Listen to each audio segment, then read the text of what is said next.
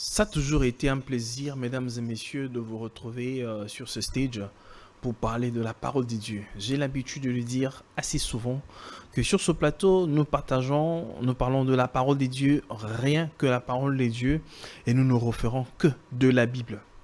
Que de la Bible. Nous ne faisons pas de parti pris sur ce plateau. Nous sommes là pour apporter la parole de Dieu et des éclaircissements pour éclairer un peu le peuple de Dieu, ceux qui ont des difficultés de compréhension d'une manière ou d'une autre des Écritures. Nous recevons les éminents serviteurs de Dieu ici sur ce plateau afin d'éclairer le peuple de Dieu. Ce soir, mesdames et messieurs, je reçois pour vous un éminent serviteur de Dieu.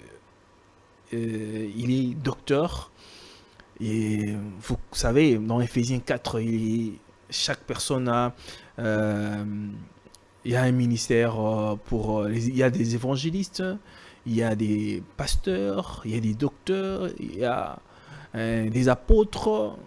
Alors je reçois pour vous un docteur. Avec lui, nous allons devoir parler sur les Écritures, sur la parole de Dieu. Il y a une prétendue les gens parlent et ceux qui sont chrétiens comprendront sur la révélation des 7 sceaux. Dans la Bible, on parle. Il y a un sujet qui fait couler beaucoup d'encre, beaucoup de salive. Les gens disent que la révélation des 7 sceaux apportée par le prophète Branham était une révélation plagiée. Donc, il a plagié, au fait. C'est pourquoi aujourd'hui, l'homme de Dieu vient sur ce plateau pour nous éclairer sur la question. Il y en a, je reçois 2 hommes de Dieu sur ce plateau, mais nous allons devoir commencer avec l'homme de Dieu sur notre plateau et nous allons essayer de voir où est-ce que le bas blesse, où est-ce que la révélation a été plagiée. Est-ce que c'était une révélation originelle de William Branham ou bien William Branham a carrément copié de l'homme de Dieu, Clarence Larkin. Et aussi, on parle de Charles Taze Russell, qui a parlé aussi de certaines choses en rapport avec la révélation dont aujourd'hui beaucoup de serviteurs de Dieu. Alors je reçois pour ma toute première fois sur ce plateau le docteur Jean-Paul. Révérend, bonsoir. Bonsoir, monsieur le journaliste. Vous allez bien? Par la grâce de Dieu, ça va bien. Par la grâce de Dieu, vous allez bien. Alors, c'est la toute première fois que vous preniez part sur ce plateau. Je parie que vous vous sentez bien. Oui, je me sens très à l'aise. Très bien. Mesdames et messieurs, le décor est planté. C'est comme je viens de le dire tout à l'heure, nous allons essayer de parler de la révélation des 7 sceaux. La révélation des 7 sceaux est une révélation divine ou encore un plagiat de William Branham, parce que beaucoup de gens disent que Branham, il a commis beaucoup d'erreurs, il y a eu beaucoup de choses dans ses enseignements, pas très bien. Nous allons devoir être éclairés ce soir avec le docteur Jean-Paul. Docteur. Oui, monsieur. J'aimerais d'abord comprendre, et les téléspectateurs qui nous suivent aujourd'hui et ce soir, William Branham, vrai ou bien faux prophète? Selon Malachie chapitre 4, le verset 5e, il nous est promis Élie le prophète qui doit venir ramener les cœurs des enfants à la foi apostolique et aussi la première fois c'était d'abord accompli par Jean-Baptiste et la partie B c'est celui qui doit ramener les cœurs de père, donc les apôtres, vers nous les enfants, vers les apôtres. Donc ça veut dire que William Branham a accompli, et non, Jean-Baptiste a accompli la première partie et Branham vient accomplir la deuxième partie oui, de la prophétie. C'est une prophétie qui a double application. et comme celle d'Ésaïe 63 aussi, Mhm. qui est répétée par Jésus-Christ dans Luc chapitre 4. La première partie, c'était de proclamer le jour de grâce. Et nous voyons qu'il y a eu la deuxième partie qui était restée, c'est le jour de vengeance, qui n'a pas encore eu lieu depuis que Jésus-Christ était, parce que l'Église devait d'abord être établie, ainsi que tous les saints amenés à la perfection. Après l'enlèvement, à ce moment-là, le jour de vengeance aura bel et bien lieu. Donc, quand Jean-Baptiste était venu, il a accompli la première partie de Malachie chapitre 4, le verset 5e. Et la partie B s'est accomplie actuellement par Élie, le prophète pour les nations.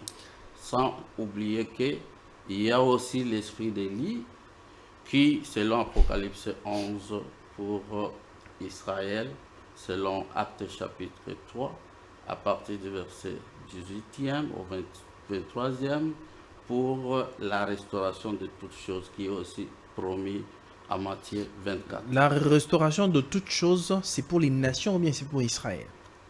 La restauration de toutes choses concerne et l'Église et l'Israël. Parce qu'il y a un mystère. Dans le mystère, il se trouve que dans l'Église du Seigneur, il y a et les nations, et il y a et les Juifs. Donc, vous trouverez que Pierre, il n'est pas quelqu'un de nation, mais il est membre du corps du mystère du Seigneur Jésus-Christ. Et moi qui vous parle, maintenant, je suis des nations et je suis partie du corps. C'est un mystère aussi à comprendre que l'Église est constituée aussi des Juifs et des nations. Très bien. Est-ce que fallait-il pour ce temps de la fin avoir un prophète pour ce temps de la fin d'une certaine façon? Ou bien le travail, l'œuvre qu'a accompli le Seigneur Jésus-Christ à la croix suffisait déjà au fait? Ouais, c'est la raison pour laquelle nous allons revenir sur les dispensations. Parce que Dieu travaille toujours à travers des hommes depuis selon pour accomplir le plan du salut. Bien que quand Jésus-Christ est venu, et dans Éphésiens chapitre 4, il a dit que c'est bien écrit que dans le verset 11e, qu'il y a les 5 ministères pour l'édification du corps. Et jusqu'à ce qu'ils doivent travailler jusqu'au perfectionnement du corps. Et ces corps ici, c'est vrai que je connais, il y a aussi ceux qui sont en désaccord avec ce que je veux dire. Alors, ces corps est constitué pendant cette période du temps que nous appelons le 7 âges de l'Église. Les 7 âges de l'Église. Ce qui a été déjà dit sur beaucoup de mes prédécesseurs. Très bien.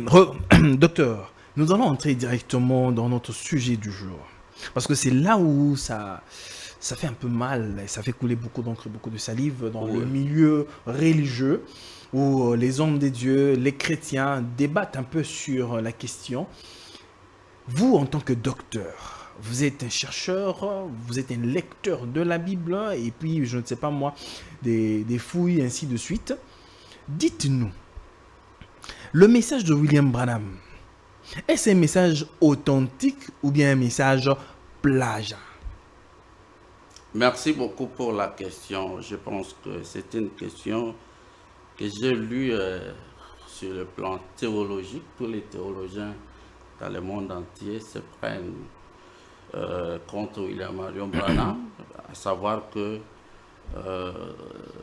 donc même certains frères qui sont rétrogradés parce qu'ils n'ont pas eu le temps d'étudier le message de William Marion Branham. Ah, c'est parce qu'ils n'ont pas eu le temps d'étudier William Branham. Parce que William Branham a dit, quand il a terminé le sceau, attendez les restes de bande, étudiez-les avec votre Bible et le Saint-Esprit va vous éclairer.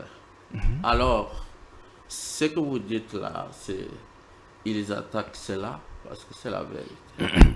Et puis Jésus-Christ, quand il était sur terre, combien l'avait écrit? Donc c'est normal que la vérité soit attaquée parce que la vérité a toujours été difficile et la vérité a toujours été en dehors de ce que nous pensons. Parce que même Jésus, ce sont des pharisiens, des sadducéens, des grands sacrificateurs qui maîtrisaient bien les écrits de Moïse et ce sont eux qui n'ont pas même reconnu que le Messie, c'est eux qui étaient en train d'attaquer. Donc, le message du temps de la fin, c'est l'évangile du Seigneur Jésus-Christ, dispensé à travers les différents ministères, depuis le début de l'âge au niveau de la Pentecôte. Premier âge par le fondement avec Paul, selon 1 Corinthiens 3.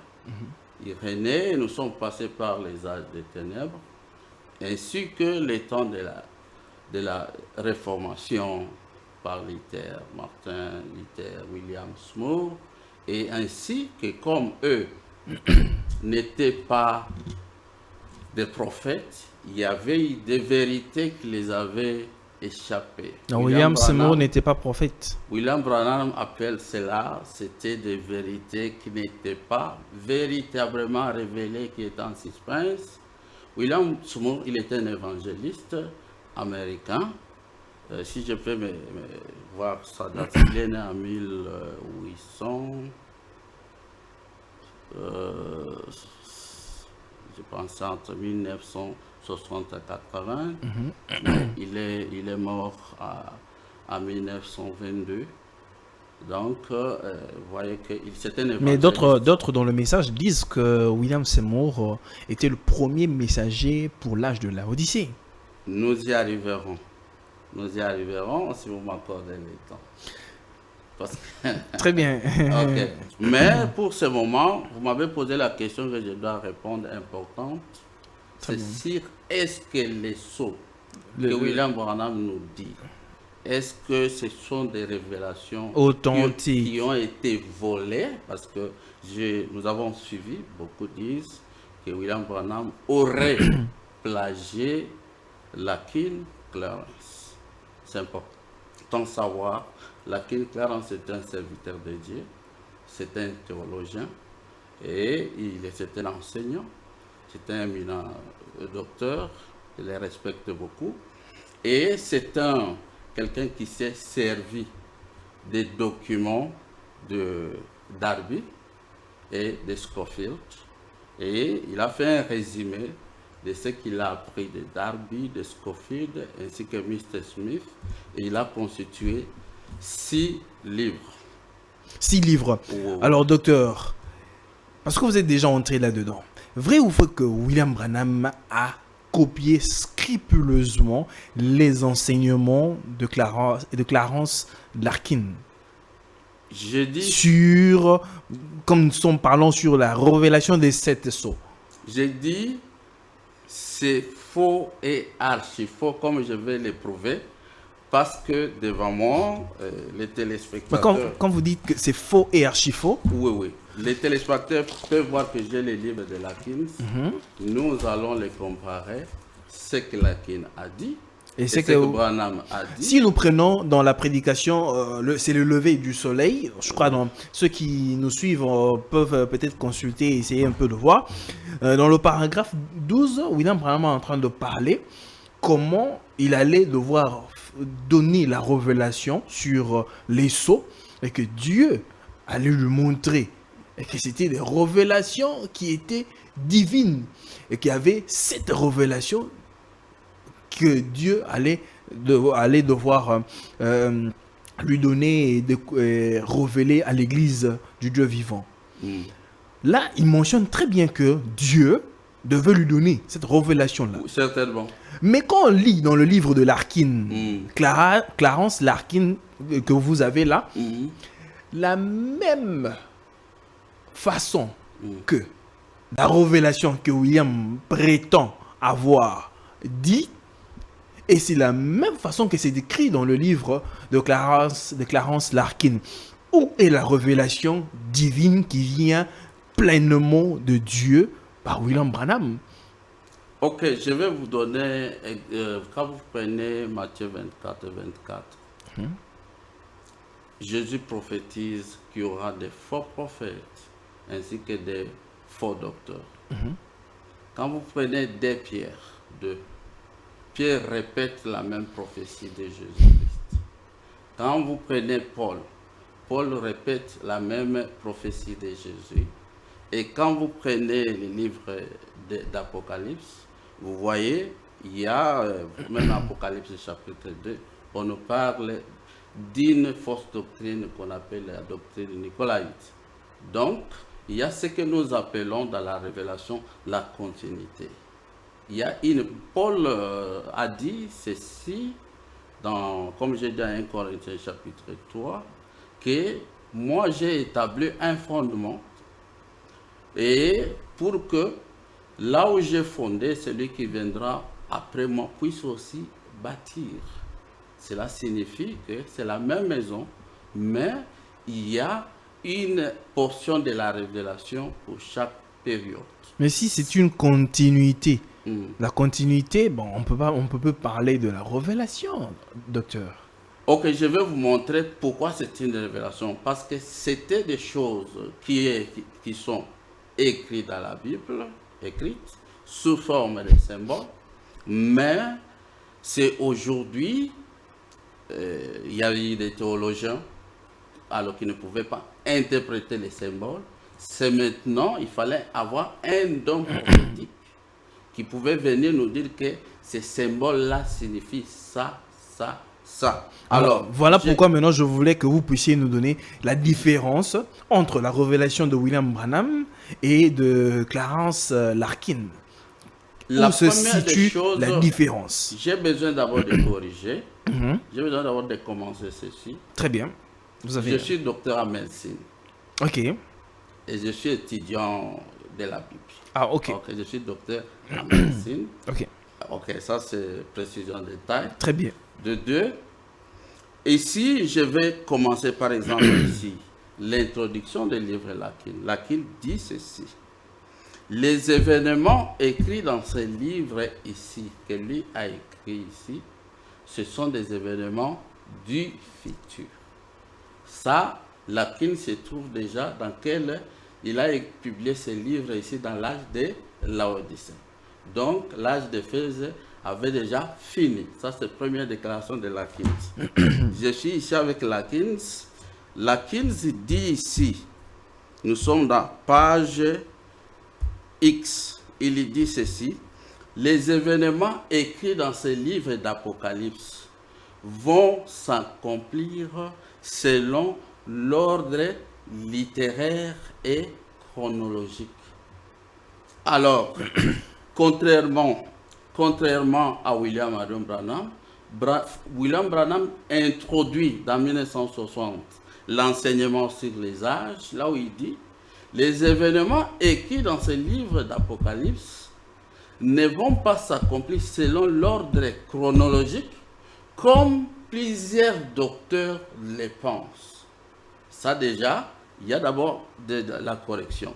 Donc, la première différence. Oui, ici je suis pour affirmer que William Branham a corrigé ce que Darby a écrit, ce que Scofield a écrit, ce que Dr. Smith a écrit, et il a donné la bonne compréhension. Ça n'était pas seulement pour marquer cette différence-là, pour dire que, bon voilà, j'ai lu tous ces auteurs-là, tous ces grands prédicateurs qui ont écrit sur les âges de l'Église, les sept sceaux, j'en passe, juste pour montrer une particularité. Mais Jésus a lu la Bible pour se référer, pour se fixer son enseignement. Et ce que Jésus lisait, c'était ce que les sacrificateurs lisaient dans les temples. Évidemment. Mais l'interprétation de ce qui a été écrit n'était pas la même chose. Et c'est pourquoi, parce que les gens qui interprétaient là n'avaient pas la qualité.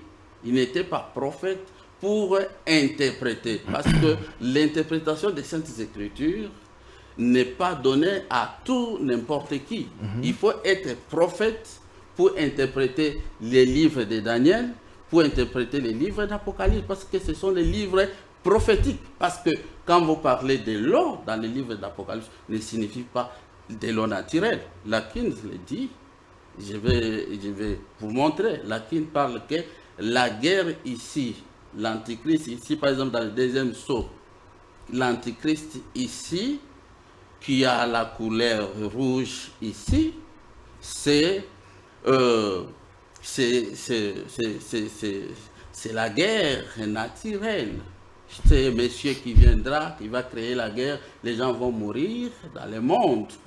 Alors quand William Branham a vu ça avec les lunettes prophétiques, c'est là où les frères qui n'ont jamais étudié les livres de la Kings n'ont jamais compris. Branham dit non, il ne s'agit pas de la guerre littérale que nous voyons. Il s'agit au contraire de la guerre scripturaire. Là, c'est dans le 40e sceau. Ok, je vais aller d'abord. La première des choses, j'ai besoin que nous puissions comprendre que le plagiarisme, c'est le fait de prendre les idées de quelqu'un, de faire les vôtres, sans donner la source de référence. C'est ça, le plagiarisme. Est-ce que William Branham aurait fait des plagiats? J'ai dit non. Pourquoi? Dans les âges de l'Église, William Branham dit que je peux d'abord lire, c'est important, parce que beaucoup, je dois lire pour voir que les plagiats, c'est quand quelqu'un lit la pensée de quelqu'un sans donner la source. Branham dit ceci: je suis dans les 70 semaines de Daniel, paragraphe 51. Branham dit, et alors, sans doute, au cours des âges, il y a eu des centaines de personnes, des érudits, des hommes très doués, comme les Lakin là, qui ont essayé d'expliquer ce qu'étaient ces 70 semaines. J'ai lu beaucoup de commentaires qu'ils ont écrits sur ces sujets. Et je suis très reconnaissant au monsieur Smith, donc ce n'est pas le plagiat, de l'église adventiste pour son point de vue. Je suis très reconnaissant au docteur Lakins, que j'ai avec moi, de son point de vue. Ce n'est pas le plagiat. Je suis très reconnaissant à tous ces gens très érudits pour leur point de vue sur les sujets et de les lire. Branham dit, il les a lus. Il était reconnaissant sur leur point de vue. Ça m'éclaire beaucoup. Je trouve des choses qui ont l'air justes. Je trouve des choses qui sont l'air justes. Mais pour exploiter les points de vue que j'ai pensé, que j'aimerais exposer, j'ai fait une recherche sur le temps dans l'encyclopédie pour savoir qu'est-ce que le temps. Ça d'abord, les accusateurs doivent savoir d'abord qu'ils doivent d'abord rentrer, apprendre qu'est-ce qu'on appelle plagiat. Ici, Branham a cité Mr. Smith, Dr. Lakin, qui les a lus. Maintenant, qu'est-ce qu'il a dit? Il dit, j'avais mon idée, paragraphe 40, j'avais mon idée à moi, comme tous les prédicateurs, pour avoir lu peut-être ce que d'autres hommes avaient dit. Là, vous êtes dans quelle brochure? Je suis dans la brochure. Avant, j'ai lu 70e semaine de Daniel, paragraphe 51. Et la deuxième, dame? La deuxième, je suis dans la fête des trompettes, paragraphe 40. Très bien. Branham dit, j'avais mon idée à moi, comme tous les prédicateurs, pour avoir lu peut-être ce que d'autres hommes avaient dit. Et je faisais de mon mieux pour croire des mêmes choses qu'eux. À savoir que frère Branham, il était dans l'église baptiste qu'eux. Les choses qu'ils avaient formulées et leurs conclusions, que nous allons corriger ici, j'avais lu les livres de M. Smith, Urian Smith, qui est le docteur chez les adventistes là-bas, et j'avais ses pensées sur ces sujets. j'avais lu M. Larkins, j'avais lu autant de gens, les commentaires qu'ils avaient émis là-dessus. Mais pour une raison ou pour une autre, il me semblait que j'avais une petite opinion à moi qui différait peut-être de l'air sur certains points. Mais à un moment donné, j'avais essayé, j'avais simplement parlé de 3 sujets. Mais alors, juste avant que cela arrive, j'avais eu une vision qui est enregistrée sur les bandes, comme vous le savez. Mais c'est quelle heure est-il?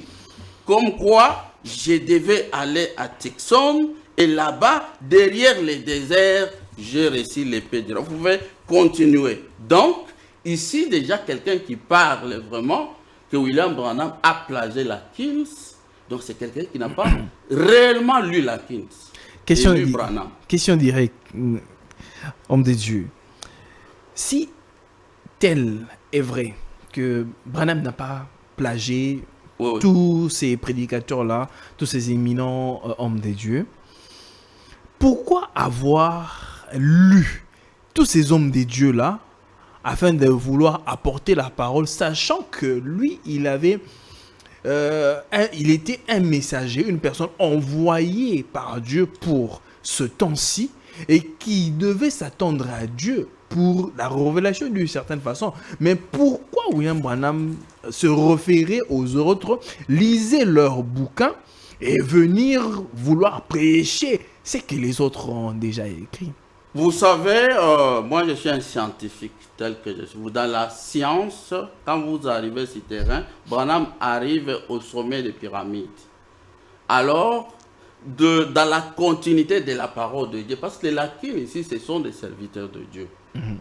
On ne peut pas apporter un sujet sans savoir d'abord qu'est-ce que les prédécesseurs ont dû. Ça, c'est les règles générales que tout le monde doit savoir, même si les plans scientifiques, même quand on écrit un livre qui n'a pas une littérature, parce que dans la littérature, il y a ce qui est connu et ce qui n'est pas connu, et ce que vous proposez ou ce que vous avez reçu comme révélation. C'est ça ce que beaucoup de frères n'ont jamais compris. Jésus, je vous ai dit, Jésus a répété Isaïe 63 en livre 4. Si Jésus aurait fait aussi des plagiats, il devait seulement se révéler. Comment on pouvait les croire s'il ne pouvait pas prendre l'écriture? Parce que selon les principes divins, quand vous venez déjà après un autre messager, vous devez garder la parole dans la continuité pour savoir que vous ne les contredisez pas. Alors, William Branham ici, je vous ai d'abord montré que ceux qui parlent de plagiat, ils n'ont jamais su qu'est-ce qu'on appelle plagiat. Branham les a lus pour savoir ce qu'ils ont dit. Maintenant, il nous dit, dans la vision, il a reçu ces points de vue qui sont différents d'eux. Et ce sont ces points de vue-là que Dieu lui a révélé. Non, ce sont les points de vue qui marquent la différence. La différence entre lui et tous ces docteurs qu'il a lu, parce qu'il a lu tous ces docteurs. À savoir que le ministère de Frère Branham avait des niveaux. Il y avait d'abord le premier niveau, Dieu lui avait dit, fais l'œuvre d'un évangéliste. Il n'enseignait pas, vous trouverez beaucoup de prédications de 47, c'était que des campagnes d'évangélisation. Branham n'enseignait pas à ce niveau-là. Là, il faisait l'œuvre d'un évangéliste. Mais si on remarque une chose, la différence, telle que vous dites, il y a eu des différences entre William Branham et les autres prédicateurs. Mais quand on regarde dans le premier sceau, on voit très bien que les mêmes écrits qui sont dits dans le premier sceau le sont aussi dans le livre de la Révélation, le livre de la dispensation de la vérité de Clarence Larkin. Où se situe alors vraiment cette différence-là? On voit les paragraphes, on voit les années textuellement mentionnées, que ce soit chez Larkin et chez William Branham. On n'arrive pas à bien situer cette différence-là entre Branham et Larkin. Okay. Où se situe cette révélation? Ok, voilà maintenant, je vais vous donner quelques points de différence. Parce que c'est tout. Très bien. Lakin a écrit 6 à 7 livres, donc, dont je ne saurais pas amener ici. J'ai amené les livres des sceaux. Maintenant, nous allons comparer les sceaux de Branham et celui de Larkins. L'élément d'abord des références qui établit la différence, est-ce qu'ici, les téléspectateurs, ils peuvent voir? Les téléspectateurs voient. Ok. Ça, c'est le résumé des sceaux de Larkin Clarence. Alors, vous trouverez que dans les éléments des sceaux de Larkin Clarence, c'est la première des choses, c'est l'Apocalypse chapitre 1. Les livres de Larkin, ici, j'ai la partie de Dispensation Truth, des 7 âges de l'église de Larkin ici. Larkin n'a jamais dit dans son livre que les 7 étoiles étaient les 7 messagers. Ça, c'est la plus grande point de différence. Alors, ça n'existait pas dans le livre de Larkin.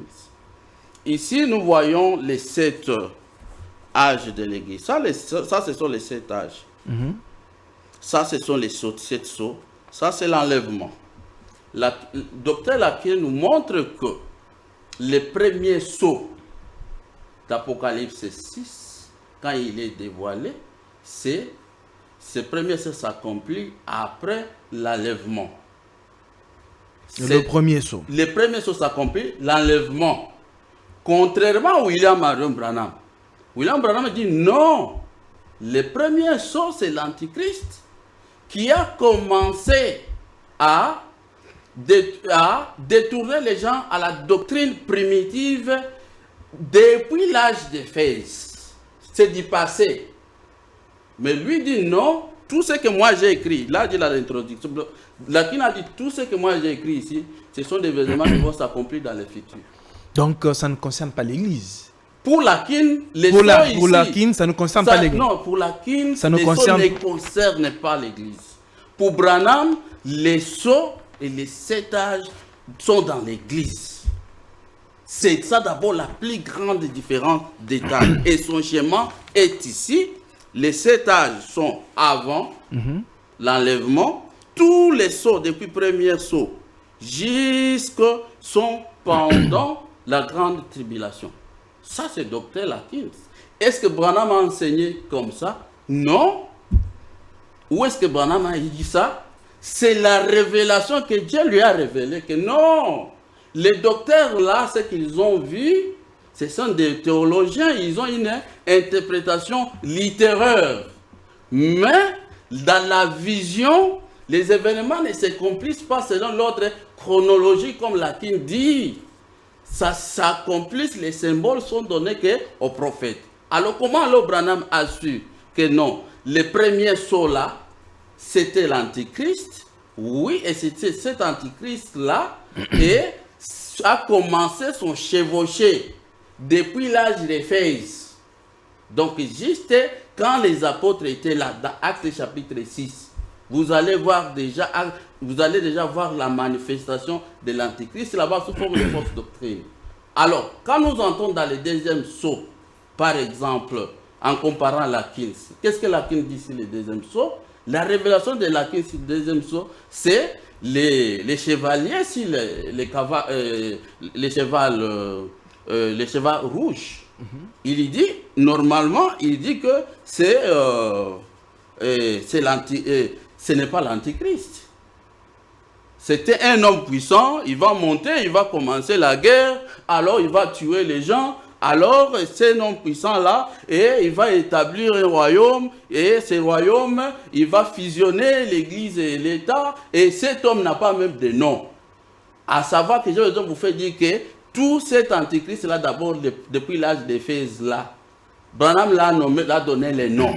Les noms qu'il lui a donnés là, c'est le pape de Vatican. Ça, c'est que Branham a révélé. Mais dans Larkin, il n'y en a pas. Il n'y a pas les noms, que ce soit pour premier sceau, que ce soit pour deuxième sceau. Et deuxième sceau, qu'est-ce que Larkin dit? Il dit que le deuxième sceau, ici, s'accomplit d'abord après l'enlèvement. Et deuxième sceau ici, ce n'est pas l'antichrist. C'est un homme guerrier, un politicien, qui va faire la guerre, ainsi il va tuer les gens, et ça va se faire quand? pendant la grande tribulation après l'enlèvement. Or, Branham dit ça, c'était déjà passé sous Hitler et Mussolini quand ils les ont tués et autant de chrétiens.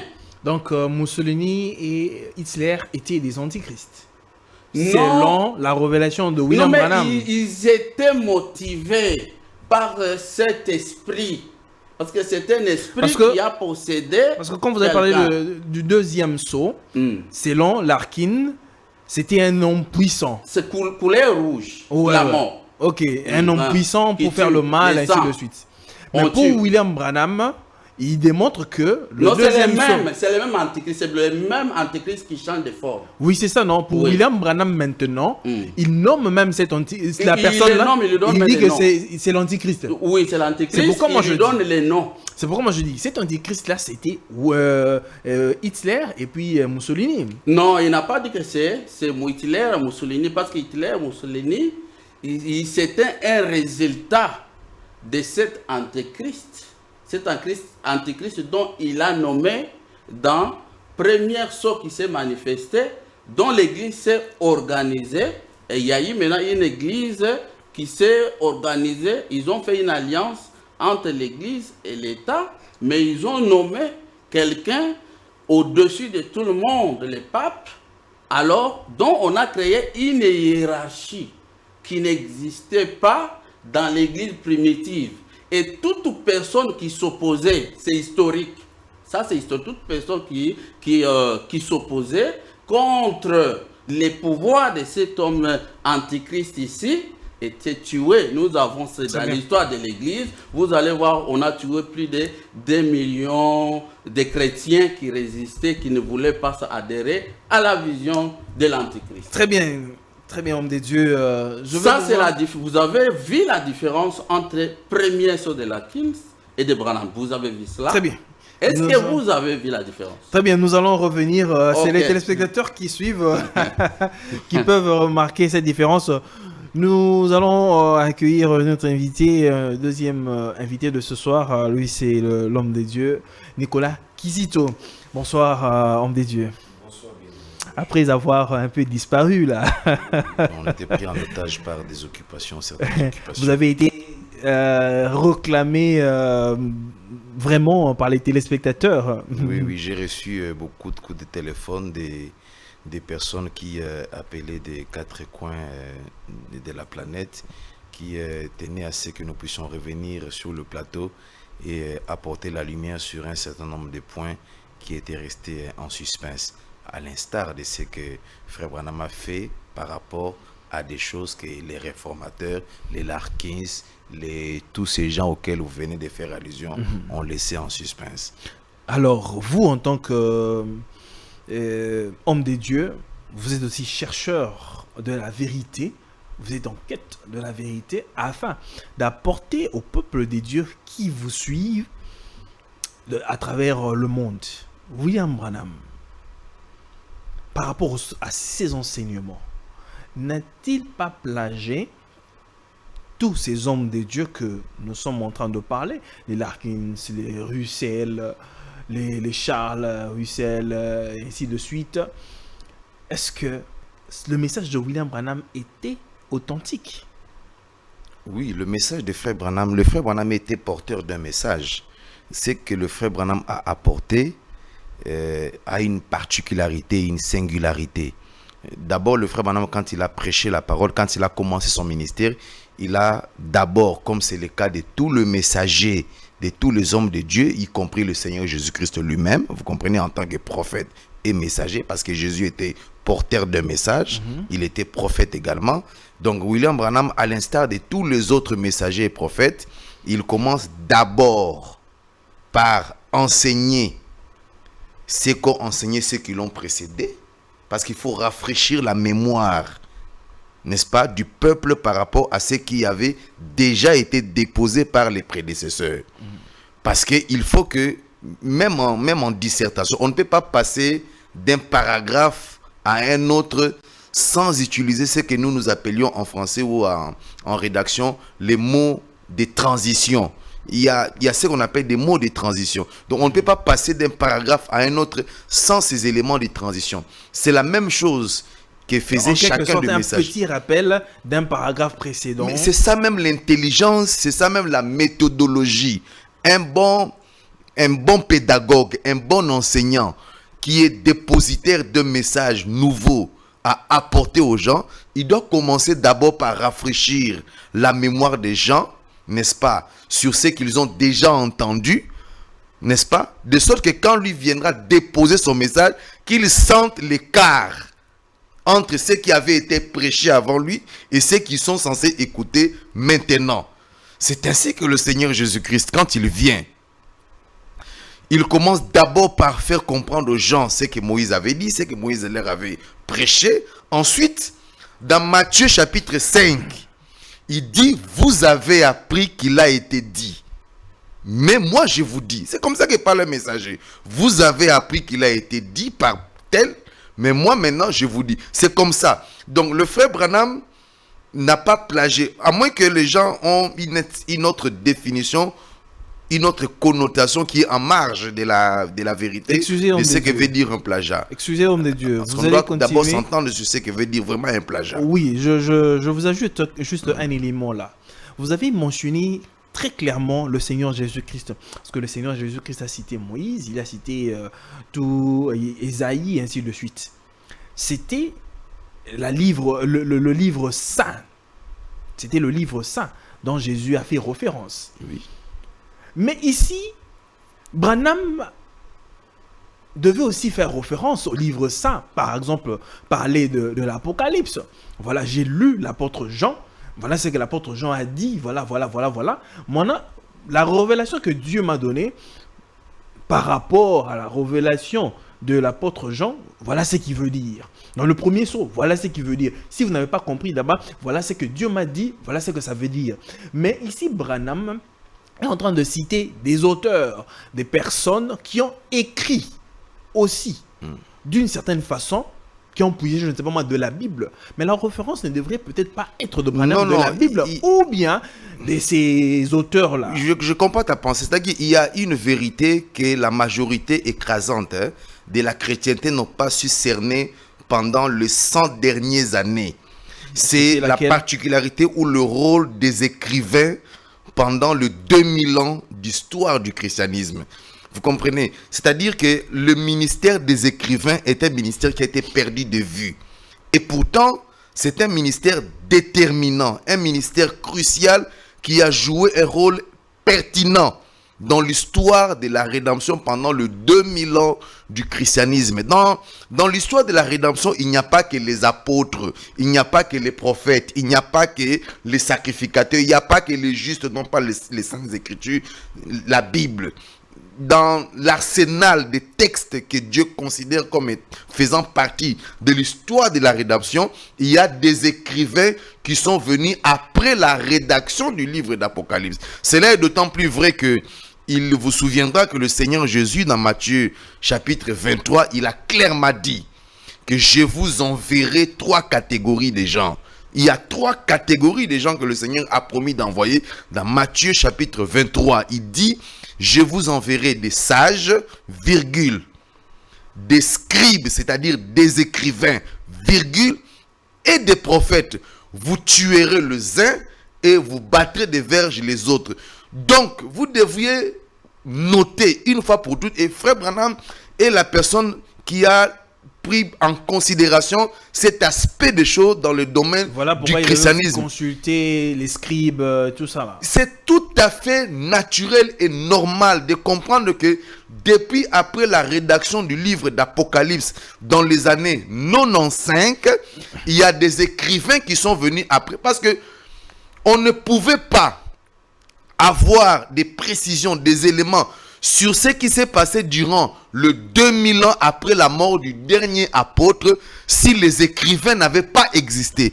Quoi de plus normal que quand un messager vient en dernière position de se référer à à ces différents hommes qui sont venus, à ces différents écrivains qui sont venus avant lui. Et le fait qu'un messager prophète de la trempe de frère Branham se soit penché dans la consultation de ces écrivains, ça ne veut pas dire qu'il a plagié.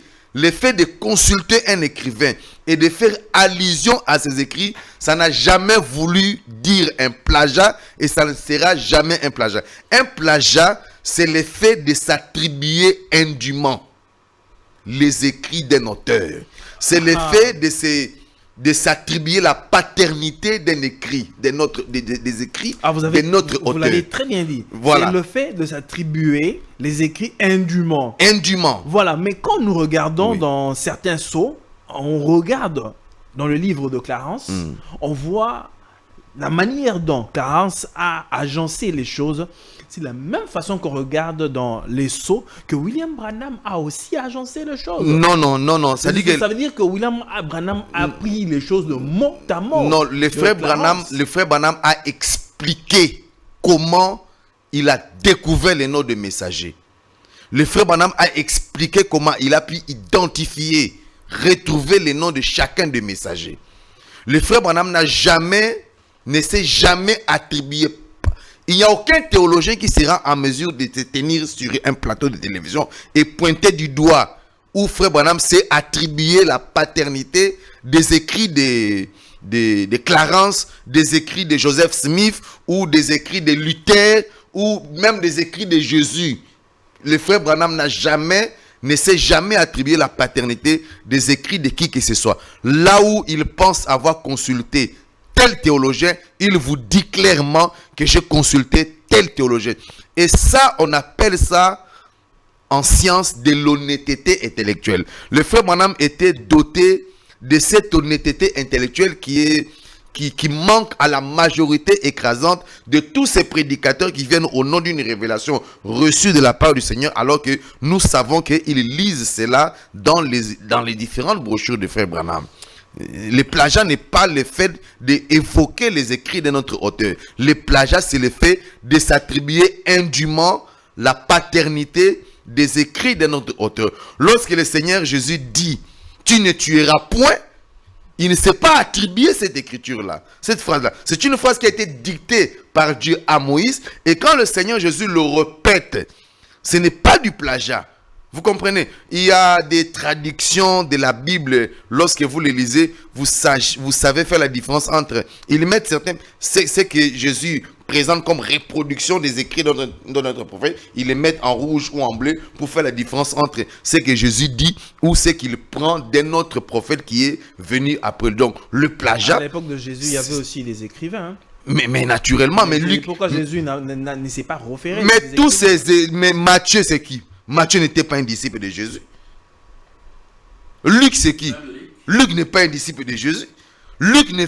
Matthieu, Luc, Marc, ils ne font pas partie des 70 disciples de Jésus ou des 12 apôtres de Jésus. Ce sont des scribes, des écrivains qui ont relaté l'histoire de Jésus. Même quand Luc écrit son livre, c'est une lettre qu'il adresse à un ami d'enfance. C'est l'évangile de Luc et les actes des apôtres, ce sont des écrits, une lettre que le médecin privé de Paul écrit à un ami d'enfance qui s'appelait Théophile.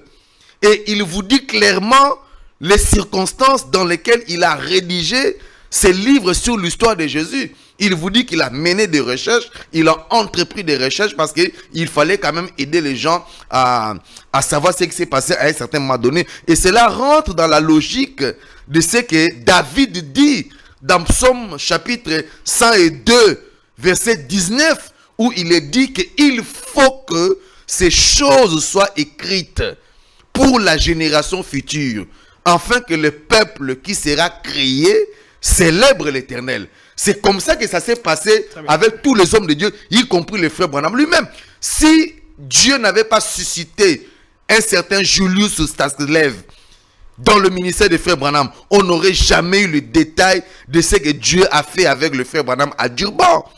Les déficits que nous avons sur des informations, des spectaculaires choses que Dieu a fait avec le frère Branham à Bombay, en Inde, C'est parce qu'on n'a pas eu des écrivains qui nous ont donné tous les détails sur les choses que Dieu a fait. Donc, quand on manque, les gens doivent pleurer quand il manque des écrivains dans leur génération. Remercier Dieu d'avoir des écrivains, d'avoir eu des écrivains au cours des âges que Branham a eu l'avantage de consulter et de nous répercuter ce qu'ils ont eu. Mais, notez qu'au-delà de ce que ces écrivains ont dit, notamment les Alexandre Hislop, les John Fox, il y a des grands écrivains. Branham dit que tous ces écrivains-là, leurs livres font partie du Nouveau Testament. Le Nouveau Testament ne s'arrête pas à Apocalypse. Oh. Je vous dis la vérité. Le Nouveau Testament ne Le s'arrête Nouveau pas. Testament ne... Donc, en quelque sorte, très cher homme de Dieu, vous allez rejoindre le pape, comme le pape a dit, il faudrait alors ajouter aussi quelques éléments dans la Non, Bible. le pape n'a pas la crédibilité nécessaire pour décider. Alors comment Non, mais- arrivez-vous à décider? Non, mais voilà. De dire que Le-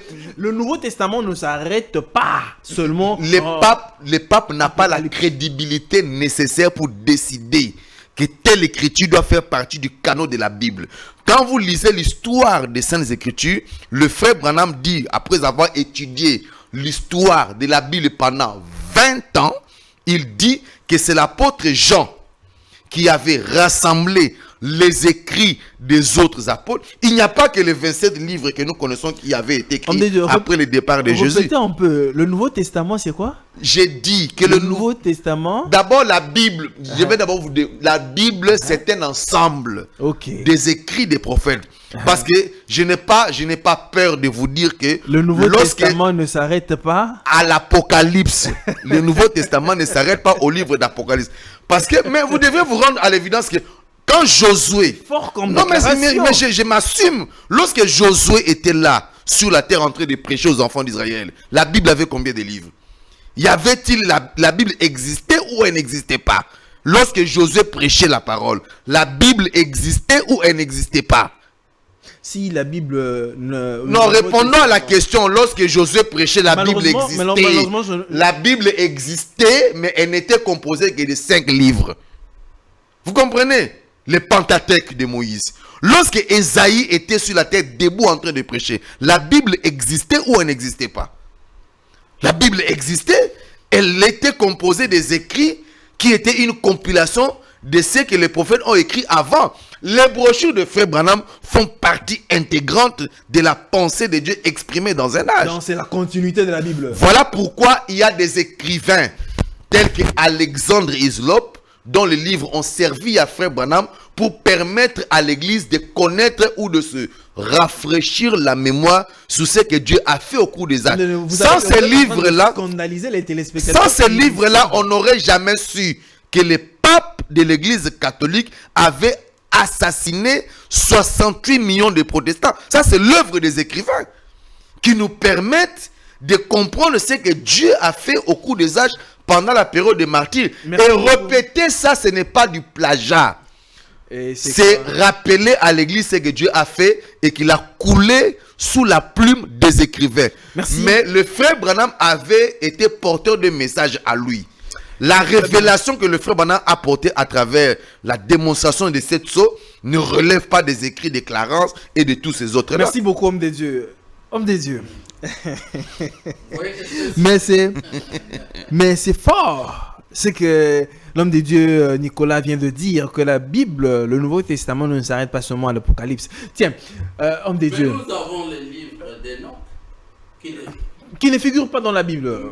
Parce que Dieu n'a pas voulu que ce livre d'Enoch figure dans la Bible. Homme de Dieu, tiens, question. Il y a un adage qui dit, il n'y a pas de fumée sans feu.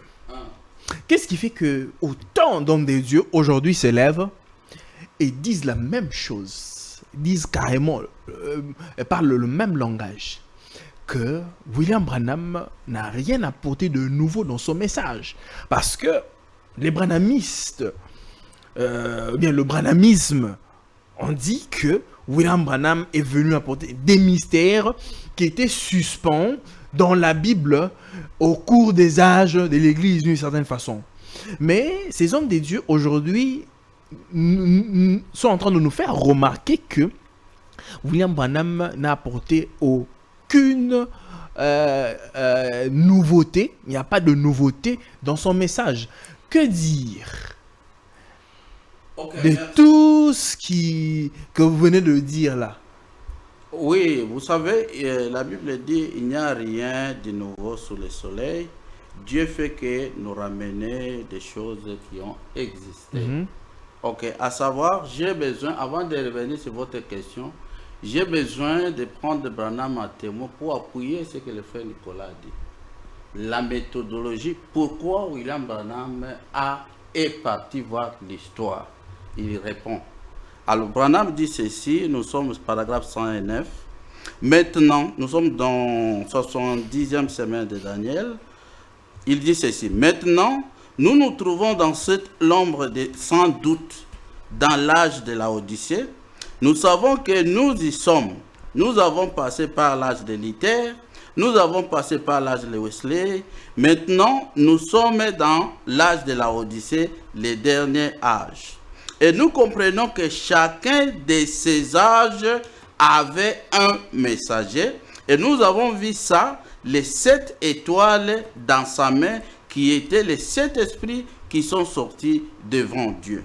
Chacun avait un messager et nous avons continué et nous avons trouvé la Bible. Ce que serait la nature de ces messagers, quelle nature auraient ces messagers, et nous sommes allés trouver quel est l'homme dans l'histoire, quel est l'homme dans l'histoire avec cette nature-là. Avec cette nature. Et alors, une fois que nous avons trouvé l'homme qui, dans l'histoire, avait cette nature, voilà que nous avons vu que c'était lui le messager pour cet âge de l'église là. Alors, nous avons vu que l'esprit et que cet homme-là avait et a fait, et nous avons vu qu'il était un saint rempli du Saint-Esprit, exemple Saint Irénée et tous les autres messagers, Colomba et tous ces hommes. Vous voyez, disons la méthodologie prophétique. L'écriture, on n'interprète pas l'écriture sans la nature, sans les types, parce que Dieu a écrit plusieurs Bibles. Homme de Dieu, la Bible ne dit pas comme ça. La Bible dit que les Écritures s'interprètent par elles-mêmes. Oui, oui, c'est vrai que les Écritures s'interprètent par elles-mêmes, mais les Écritures aussi s'interprètent par l'histoire. Et aujourd'hui, par les événements modernes. Parce que vous ne pouvez, les livres d'Apocalypse, j'ai besoin de vous dire que c'est adressé, s'il est dit à l'introduction, les choses que tu as vues, les choses qui sont présentes et les choses du futur. Et les choses du futur, là, leur accomplissement n'est pas écrit. C'est pour appuyer ce que le frère Nicolas a dit. L'accomplissement de ces événements, dont les choses qui viendront après les milléniums et ainsi de suite. Mais ce sont des choses qui vont s'accomplir dans le futur, ne sont pas dans la Bible. Et nous, maintenant, les chrétiens, d'une manière prophétique, quand vous avez reçu la parole prophétique, vous serez en mesure de connaître que nous sommes à quel temps c'est l'accomplissement de telles prophéties. Donc, alors, venons sur... Vous ouvrez des fenêtres, vous avez parlé sur la révélation et les choses futures qui vont arriver. Mais on dirait que vous contredisez Branham, parce que quand Branham parle de la révélation des 7 sceaux, William Branham dit les vérités, toutes les vérités qui étaient suspendues, qui étaient écrites dans la Bible, ils seront révélés. Ils seront révélés. Mais en quelque sorte, si je vous comprends très bien, vous niez même la révélation du 7e sceau. Ok, je vais revenir là-bas. Je vais d'abord prendre Branham, la brèche entre cet âge et les 7 sceaux, paragraphe 40. Qu'est-ce que Branham dit? Maintenant, donc, ce que Branham dit, ce n'est pas ce que vous dites. Lisons ce que Branham dit. C'est là où il y a un problème. Maintenant, vous voyez, je ne suis pas en train d'inventer ça. C'est ce que c'est ainsi dit le Seigneur. Je vais vous les lire dans les livres. Quand le message du 7e ange serait proclamé, les mystères de Dieu s'accompliraient qu'annoncé par les saints prophètes, c'est-à-dire les prophètes qui ont écrit la parole et la proclamation du 17e âge, l'Église, les derniers âges de l'Église. Toutes ces choses qui étaient restées en suspense. C'est ce que Branham a dit. C'est ça ce que les gens disent. Toutes ces vérités qui ont été laissées en suspense. En suspense, même quand il parlait en lisant laquelle il a dit, j'avais lu sur certains points, j'avais vu que on était d'accord, mais j'avais mes propres opinions sur certains points. Maintenant, je vais revenir sur le 7e sceau. Vous m'avez fait sauter les autres sceaux. Je reviens sur le 7e sceau. Par exemple, en les comparant avec Lakin ici, page 7e sceau, Lakin, ça c'est dans le livre de Lakin, c'est page 60-61. Ceux qui ont les livres de Lakin, prenez le 7e sceau de Lakin, page 60 à 61. Si vous avez le 7e sceau de Branham, nous sommes ici, paragraphe 310 à 400. Alors, Frère Branham parle du 7e sceau. Par révélation, vous allez trouver Lakin, vous allez voir Darby, il a parlé sur les sceaux, vous allez trouver beaucoup de théologiens ont parlé sur les sceaux. Alors, vous n'allez trouver pas un théologien qui établit les liens entre les silences d'Apocalypse 8, verset 1 et les 7 tonnerres d'Apocalypse 10, verset 1 jusqu'à 4, ainsi que Matthieu 24, 36. Il n'y a personne. Lakin n'a pas. Lakin est ici avec moi. Ouais. Qu'est-ce que Lakin dit? William Branham, par révélation, Dieu lui a montré que ces silences dont les jours et l'heure personne ne connaît, c'est exactement l'heure et la venue du Seigneur. Alors qu'est-ce que Lakin dit? Lakin dit ceci, que le silence d'Apocalypse 8, c'est la préparation, parce que d'Apocalypse 11, les 7 trompettes d'Apocalypse 11 du verset 2, qui vont tomber pendant la grande tribulation. Alors, quelqu'un qui va dire que William Branham a plagié Lakin, je ne sais pas, il vit sur cette terre ou il vit dans l'enfer. Alors, parlant sur les sujets que vous avez évoqués sur l'histoire, c'est très très important les rôles des scribes. À travers les 7 âges, les scribes dans chaque âge, depuis Éphèse, il y a toujours des... comme Dieu avait parlé à Jésus, il y a toujours eu de quoi? Des historiens. Lakin est un historien. Si vous ne le savez pas, Darby est un historien.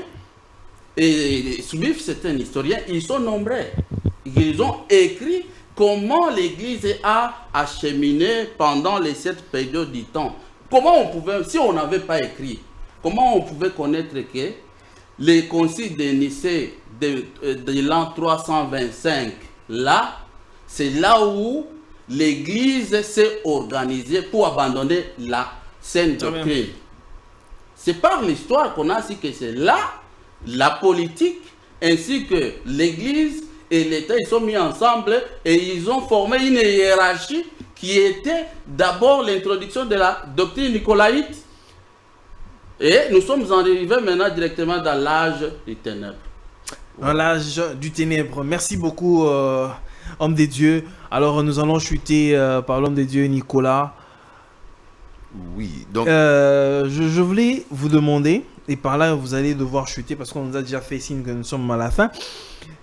Faudrait-il vraiment considérer ces écrivains ici pour soutenir notre foi, ou bien les enfants des dieux doivent s'atteler et rester seulement sur ce que William Branham a dit? Non, d'abord, le frère Branham, quand il était sur la terre, il a fait des recommandations claires. Le frère Branham nous a recommandé, n'est-ce pas, de lire beaucoup de livres. Vous savez, le frère Branham avait une bibliothèque suffisamment outillé.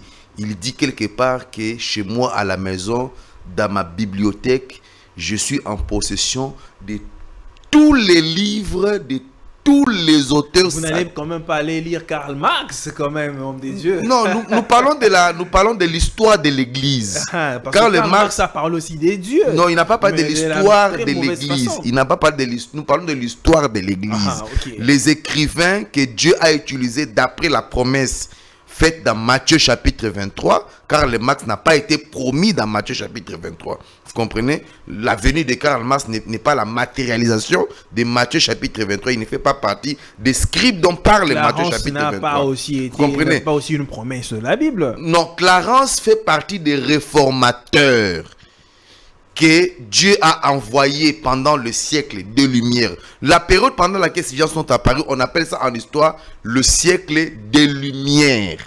La Bible appelle ça... Je ne sais la, pas, la parce que Bible, William Branham a fait mention à Clarence comme étant fort réformateur.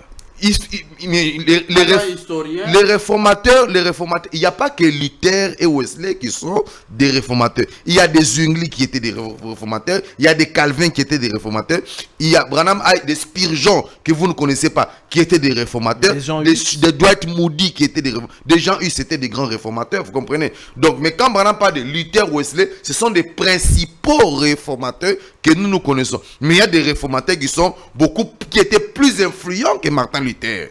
Vous comprenez? Il y a des réformateurs dont Frère Branham parle dans plusieurs autres brochures.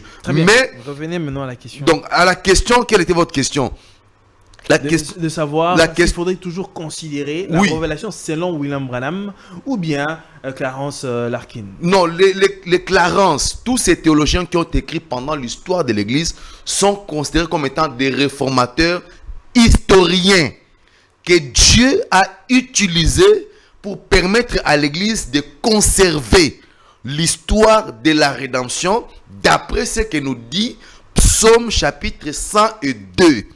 Verset 19. Parce que la Bible dit que il faut que ces choses soient écrites pour la génération future, afin que le peuple qui sera créé célèbre l'Éternel. Si les gens s'il n'y avait pas de gens qui avaient écrit sur ce qui s'est passé au concile de Nicée à l'époque de Constantin, on n'aurait jamais su ce qui s'est passé. Si Luc n'avait pas écrit sur la vie de Jésus sur la terre, Jésus aurait été une légende, une utopie, une imagination. Parce que les écrits ont la particularité d'avoir un pouvoir derrière eux. Oui, vous comprenez? Ceux qui pensent en écrivant, ce sont eux qui pensent mieux. Même le frère Branham, quand il a voulu prêcher sur les arts de l'église, il a dit clairement qu'il faut que je rentre rapidement à Jeffersonville pour écrire ces livres. Parce que je ne sais pas à quel moment je pourrais partir. Mais si j'écris ces livres et que je mourrai demain, cela pourrait subsister même après mon départ. C'est ça la particularité des écrits. Donc, les gens qui ont écrit avant le frère Branham, c'était des réformateurs, parce qu'entre Paul et Branham, il n'y a pas eu de prophètes. Tous ces gens qui sont venus entre Paul et Branham, c'était des réformateurs. Mais ces réformateurs-là, ils ont tenté, ils ont tâtonné dans la révélation. Ils ont essayé de sonder des écrits de la Bible par-ci, par-là. Par rapport à la révélation, mais si important pour la foi du croyant. Ils nous ont, à travers leurs recherches, nous sommes permis d'avoir une lueur de ce que Dieu entrevoyait dans son plan de la rédemption. C'est pourquoi le frère Branham dit que le messager du temps de la fin, quand il vient, il prend tout ce que ces gens-là ont laissé en suspense. Laisser quelque chose en suspense, ça veut dire quoi? Ça veut dire que tu mènes de recherches et tu n'aboutis pas à la fin, à la conclusion. Vous comprenez? Tu laisses certains éléments en suspense. C'est un peu ce que l'apôtre Jean a dit dans 1 Jean chapitre 3 verset 2. Il dit, bien-aimés, nous savons maintenant que nous sommes enfants de Dieu. Mais ce que nous serons n'a pas encore été clairement révélé. Mais nous savons que quand il viendra, tel qu'il est, tel que nous serons. Donc, voyez un peu, chaque prophète, quand il venait avant le frère Branham, il laissait des choses en suspense. Même l'apôtre Paul a laissé des choses en suspense. Il dit que je connais en partie et je prêche en partie. Mais quand ce qui est parfait viendra, ce qui est partiel disparaîtra. Donc, c'est ça la réalité. Très bien, merci beaucoup, homme de Dieu. Docteur Jean-Paul, je vous dis merci parce que nous sommes pris par le temps. Alors, 30 secondes. Oh, merci beaucoup. Donc, c'est pour me résumer de dire que, alors, la révélation que Dieu a donnée à Frère Branham, c'est le nord, le site, comparativement au livre de Lakins. Et tous les 7 sceaux de Lakins s'accomplissent après l'enlèvement, mais ceux de William Branham s'accomplissent pendant les 7 âges de l'Église, et les événements sont déroulés depuis le premier âge de l'Église. Nous voulons aussi ajouter que, pour éclairer les lanternes, ceux qui n'ont pas eu aussi les temps, les 7 messagers, et dont Apocalypse chapitre 1, les 7 étoiles qui sont dans la main du Seigneur, laquelle n'a jamais eu cette révélation. Et William a donné. C'est une particularité de William Branham. Et la particularité, c'est tout dans tous les sceaux, du premier sceau jusqu'au 7e.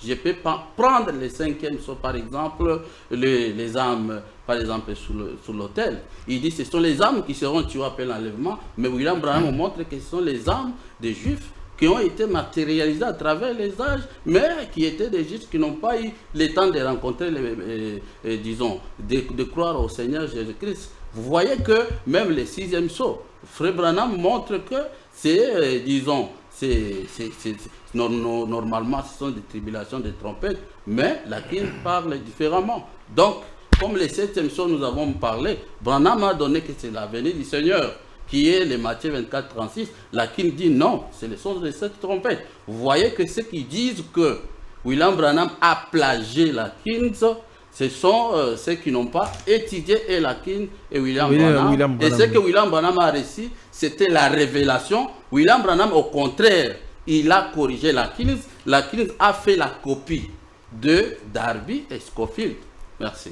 Merci beaucoup, homme des dieux, de nous éclairer, cher homme des dieux, de nous éclairer sur ce sujet. Mesdames et messieurs,